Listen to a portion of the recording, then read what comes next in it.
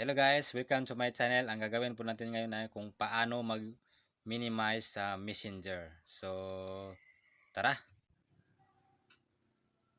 Punta tayo sa settings guys. Click natin.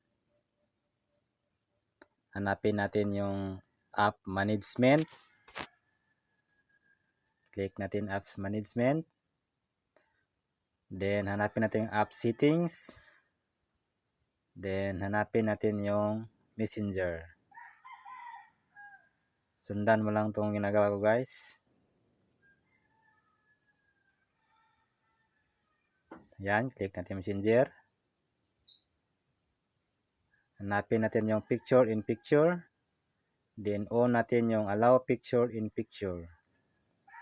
Back natin. Punta tayo sa Messenger. Sample lang to guys. Yan. Video call natin. Back natin. So yan na po yung minimize. Maraming salamat.